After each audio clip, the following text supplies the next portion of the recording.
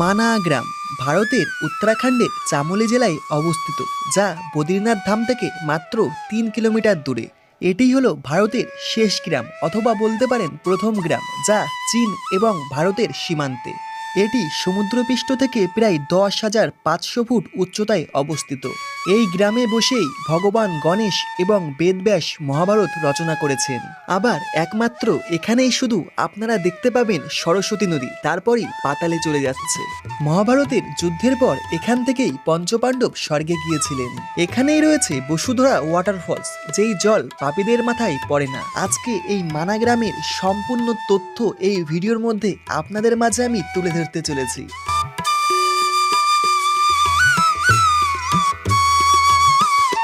জয় শ্রীকৃষ্ণ। আমি এখন রয়েছি হিমালয়ের বদ্রীনাথ ধামে।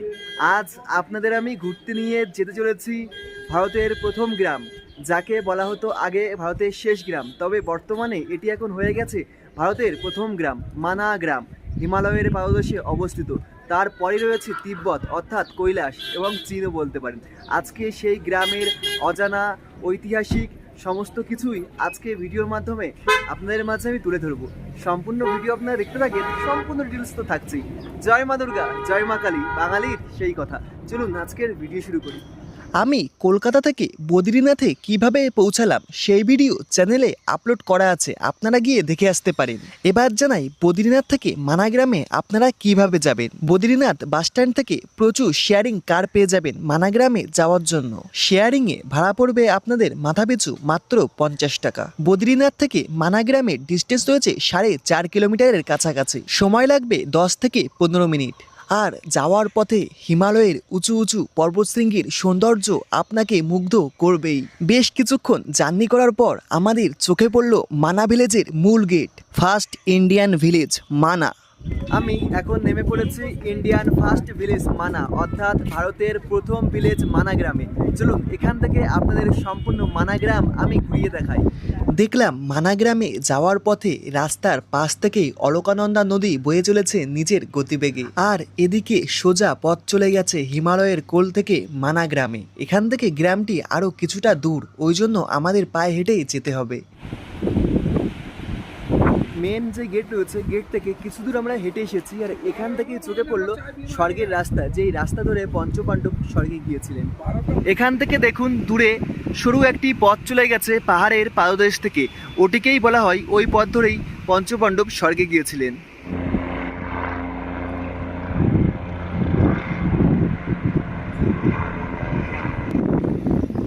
কিছুটা দূর হেঁটে আসার পরই আমাদের চোখে পড়ল মানা গ্রামের আরেকটি গেট। এখান থেকেই বসতি শুরু হচ্ছে, অর্থাৎ এরপরই রয়েছে সম্পূর্ণ মানা গ্রাম। এই গ্রামটি আজকে আপনাদের আমি সম্পূর্ণ খুব সুন্দরভাবে ঘুরে দেখাতে চলেছি। গেট থেকে প্রবেশ করে প্রথমেই চোখে পড়ল বড় একটি মার্কেট।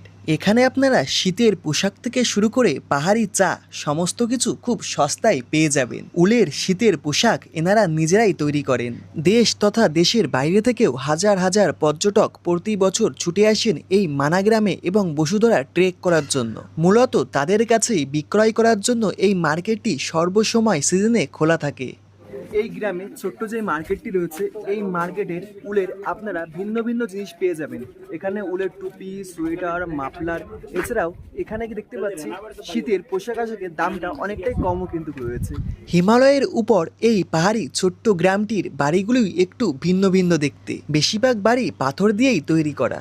আর এই ছোট্ট গ্রামের মধ্যে দিয়ে সরু সরু আঁকাবাঁকা পাথরে পথ চলে গেছে। বদ্রীনাথ মন্দির খোলার পরই এখানে প্রতি বছর পর্যটকের ভিড় জমে, যেহেতু এই পথ থেকেই পঞ্চপাণ্ডব স্বর্গে গিয়েছিলেন এবং এখানেই রয়েছে একমাত্র সরস্বতী নদী।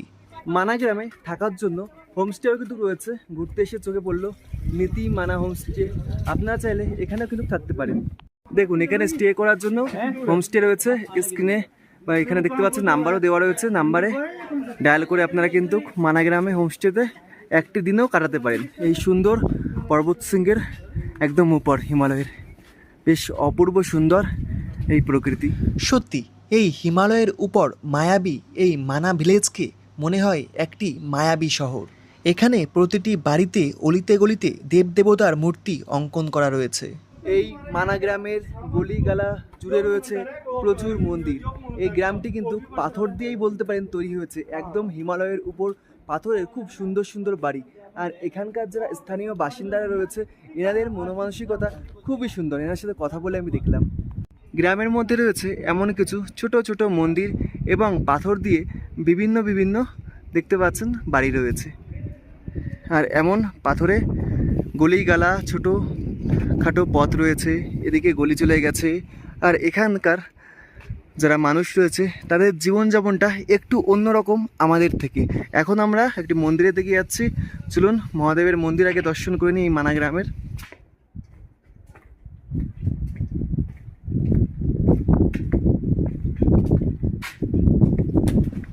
এখন আমরা চলে এসেছি মানা গ্রামের মহাবীর ঘণ্টাকরণ মন্দিরে। এই ভারতের মানাতে অবস্থিত ঘণ্টাকরণ মন্দিরটি ভগবান শিবের পৌরাণিক ভক্ত ঘণ্টাকরণকে উৎসর্গীকৃত। কিংবদন্তি অনুসারে এই কাহিনী মহাভারতের সময়কালের, যখন পাণ্ডবরা এই গ্রামের মধ্যে দিয়ে গমন করেছিলেন।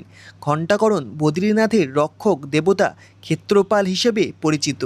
ঘণ্টাকরণ মন্দির ঘোরাঘুরি করা হয়ে গেছে। আস্তে আস্তে আমরা চললাম মানা গ্রামের আরও গহীনে। মাঝে মধ্যেই চোখে পড়বে এমন শিব পার্বতীর চিত্র দেওয়ালে অঙ্কন করা রয়েছে। বেশ কিছুটা গহীনে আসার পর একটি বোর্ড চোখে পড়ল, ভীমপুল, সরস্বতী ধাম, কেশবপ্রয়াগ, গণেশ গুফা, ব্যাস গুফা এখানে নিশানা দেওয়া রয়েছে। চলুন প্রথমে আমরা গণেশ গুফা দর্শন করে আসি এবং গণেশ গুফার হিস্ট্রি জানি। উত্তরাখণ্ডের বদ্রীনাথ থেকে মাত্র 3 কিলোমিটার দূরে মানা গ্রামে অবস্থিত গণেশ গুফা হলো সেই কিংবদন্তি গুহা, যেখানে ভগবান গণেশ মহাকাব্য মহাভারত রচনা করেছিলেন। হিন্দু পুরাণ অনুসারে ঋষি বেদব্যাস নিকটবর্তী বেশ গুফা থেকে মহাকাব্যটি মুখে মুখে বলেছিলেন, আর ভগবান গণেশ গুফায় বসে তা লিখে রাখছিলেন। জাস্ট কিছুটা দূর হেঁটে আসার পর আমরা চলে এসেছি এখন গণেশ গুফার কাছে। গুফার নিচে ঠিক এমন একটি গেট করা রয়েছে, আর নিচে সকলে জুতা রেখে তারপরে কিন্তু গুফার মধ্যে প্রবেশ করছেন। বর্তমানে মানা গ্রামের গণেশ গুফাটি দেখতে ঠিক এই রকম। আমিও নিচে জুতা খুলে আস্তে আস্তে উঠে পড়লাম গণেশ গুফাতে। উপরে উঠে প্রথমেই চোখে পড়ল ডান দিকে রয়েছে গণেশ ঠাকুরের খুব সুন্দর একটি মূর্তি, আর উপরে উঠছে পতাকা। আর বাঁদিকে রয়েছে গণেশ গুফাতে ভেতরে যাওয়ার জন্য পথ। আমিও ভেতরে প্রবেশ করলাম। ভেতরে বেশি একটি জায়গা নেই। এখানে দেখতে পেলাম হাজার হাজার ভক্তরা পূজা দিচ্ছেন।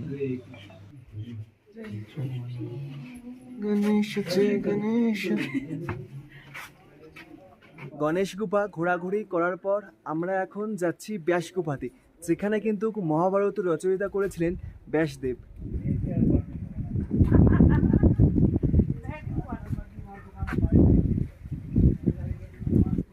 এখানে ব্যাসদেব ঠিক এমনভাবে মহাভারত রচয়িতা করেছিলেন, তারই চিত্র এখানকার দেওয়ালে ফুটিয়ে তোলা হয়েছে। ব্যাসগুফাটি রয়েছে উপর অংশের দিকে, ওই জন্য আপনাদের বেশ কিছু সিঁড়ি পাড়ি দিয়েই তারপরে ব্যাসগুফাতে যেতে হবে। ব্যাসগুফাতে যাওয়ার পথেই আপনাদের চোখে পড়বে হিমালয়ের এই অতুলনীয় সৌন্দর্য, যা আপনি দেখার পর কিছু সময়ের জন্য মনে হবে আপনি স্বর্গে রয়েছেন। দেখুন কতই না সুন্দর লাগছে এই পর্বতশৃঙ্গ। এই হিমালয়ের উপর ছোট্ট মানা গ্রামে রয়েছে প্রচুর মন্দির। আপনারা একটি দিন এখানে কখনই কাটিয়ে ফেলবেন আপনারা নিজেরা বুঝতে পারবেন না। আর হিমালয়ের এই সৌন্দর্য, এই সৌন্দর্যের কথা তো আমি যতই বলবো ততই মনে হয় কম হয়ে যাবে।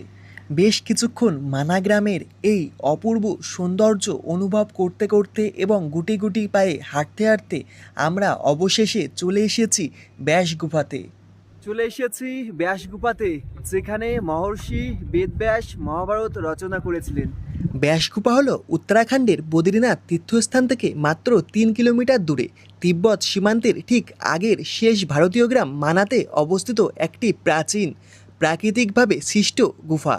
ঐতিহাসিক ও পৌরাণিকভাবে এটি সেই স্থান হিসেবে পূজনীয়, যেখানে ঋষি বেদব্যাস মহাকাব্য মহাভারত এবং অন্যান্য পবিত্র ধর্মগ্রন্থ রচনা করেছিলেন।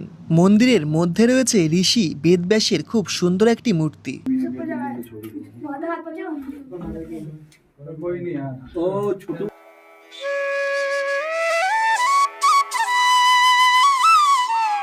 গুফা দর্শন করা হয়ে গেছে, একটু উপরের দিকে আমরা যাব। উপরে দেখতে পাচ্ছি অনেকে গেছে, এখানে সরু পথ রয়েছে পাহাড়ি। চলুন উপর দিক থেকে এই পাহাড়ের সৌন্দর্য উপভোগ করা যাক। ব্যাসগুফার পাশের থেকেই পথ চলে গেছে হিমালয়ের উপরের দিকে ওঠার জন্য। আমিও বেশ কিছুটা দূর উপরে উঠে আসলাম। উপর থেকে দেখা যায় সম্পূর্ণ মানা ভিলেজ এবং উঁচু উঁচু পর্বতশৃঙ্গ।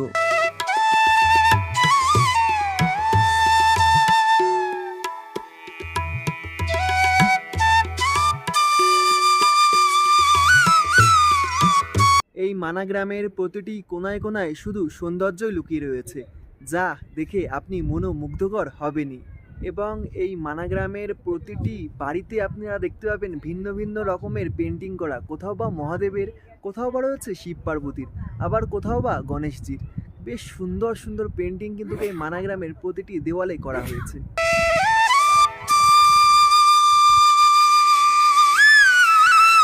এবার আপনাদের আমি দেখাতে চলেছি যে এই রাস্তা দিয়ে মহাভারতের পঞ্চপাণ্ডব স্বর্গে গিয়েছিলেন সেই রাস্তা।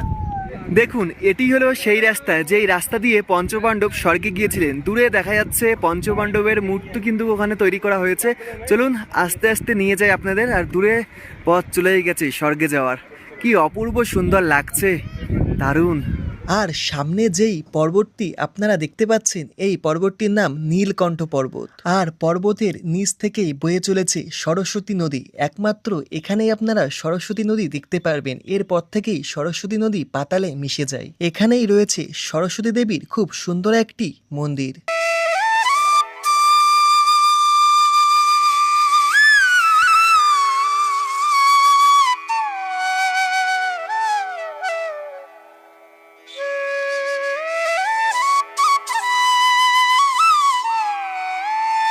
এবার চলে এসেছি পঞ্চপাণ্ডবের স্বর্গের সিঁড়ির মূল গেটের সামনে।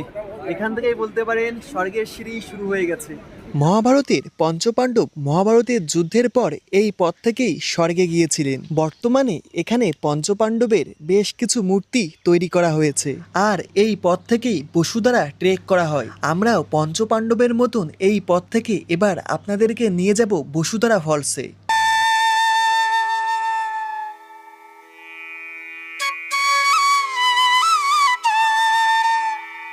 এখন আমি সেই পথ দিয়ে চলেছি যেই পথ থেকে পঞ্চপাণ্ডব স্বর্গে গেছিলেন।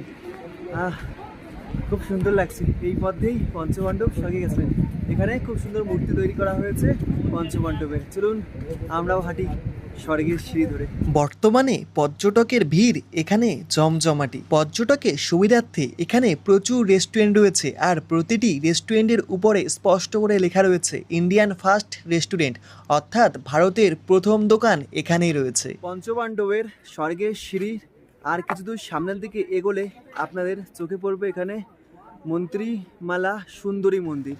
যদিও বা আমার হিন্দি অতটা ভালো না, তবুও আমি কিছুটা পড়ার চেষ্টা করেছি। এখানে কিন্তু বাস সাইডে আপনাদের চোখে পড়বে যখন বসুধারা ট্রেক করবেন, খুব সুন্দর কিছু মন্দির রয়েছে। আপনারা চাইলে সময় করে এই মন্দিরগুলি ঘোরাঘুরি করে তারপরে কিন্তু বসুধারা ফলসের দিকে এগোতে পারেন। বেশ কিছুটা হেঁটে আসার পর চোখে পড়লো লাস্ট একটি দোকান রয়েছে। এটিই হলো ভারতের প্রথম গ্রাম মানা গ্রামের প্রথম দোকান। এখানে স্পষ্টভাবে লেখাও রয়েছে ফার্স্ট শপ অফ ইন্ডিয়ান মানা, আই লাভ মানা। এখানে বেশ কিছু ইন্ডিয়ান ফ্ল্যাগও রয়েছে, দেখতে অপূর্ব সুন্দর লাগছে। জয় হিন্দ, বন্দে মাতারাম। পঞ্চপাণ্ডবের মতন আমরাও এই স্বর্গের সিঁড়ি ধরে হাঁটতে হাঁটতে চলেছি বসুন্ধরা ওয়াটারফলসে। এবার আপনাদের বসুধারা ফলসের বিষয়ে একটু জানিয়ে রাখি। বসুধারা জলপ্রপাত হলো উত্তরাখণ্ডের বদ্রীনাথের কাছে অলকানন্দা নদীর উপর অবস্থিত একটি 400 ফুট উঁচু মহিমান্বিত জলপ্রপাত।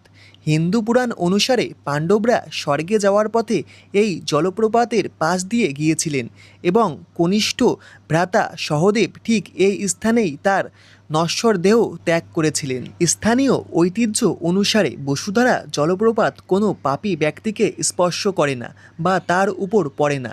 বিশ্বাস করা হয় যে যদি এই পবিত্র জলের ফোঁটা আপনার উপর পড়ে তবে তা একটি মিলন হৃদয় এবং সৎ জীবনের লক্ষণ। আবার এও বলা হয়ে থাকে এই জলপ্রপাতটি প্রকৃতভাবে বিভিন্ন আয়ুর্বেদিক ভেষজের নির্যাসে সমৃদ্ধ, যা এর জলকে আরোগ্যদায়ক গুণ এবং অমৃতের মতো স্বাদ প্রদান করে।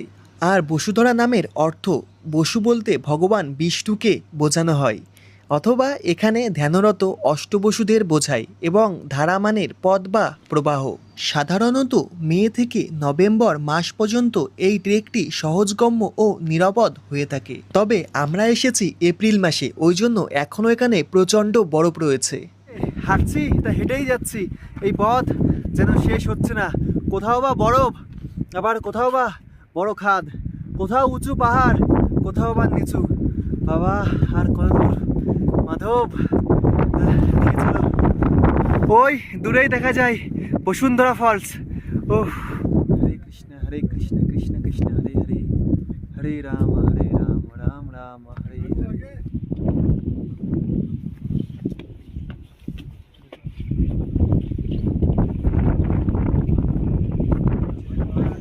মাঝে মধ্যে রয়েছে এমন কিছু দুর্গম পথ, আর এই পথে চোখে পড়বে না কোনো সঙ্গী, আপনাকে তখন একাই চলতে হবে।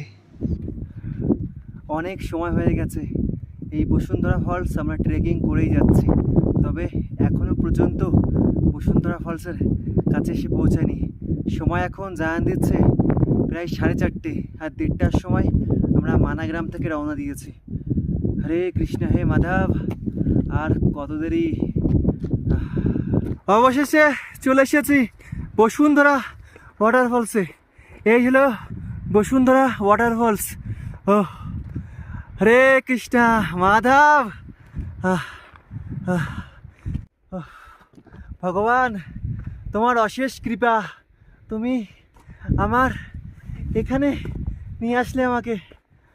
এই জল আমার মাথায় অল্প স্পর্শক।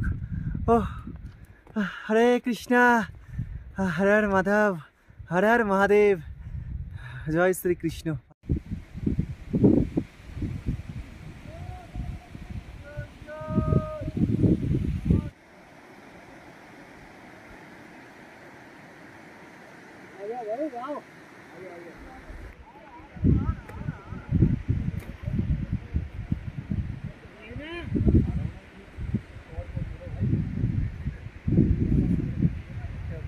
বসুন্ধরা ওয়াটারফলসের কাছে কিন্তু বরফ রয়েছে, আর এই পথটি দেখুন কতটা দুর্গম।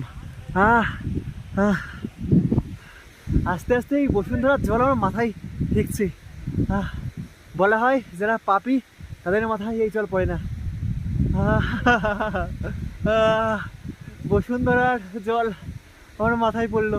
ও ভগবান তোমার অশেষ কৃপা,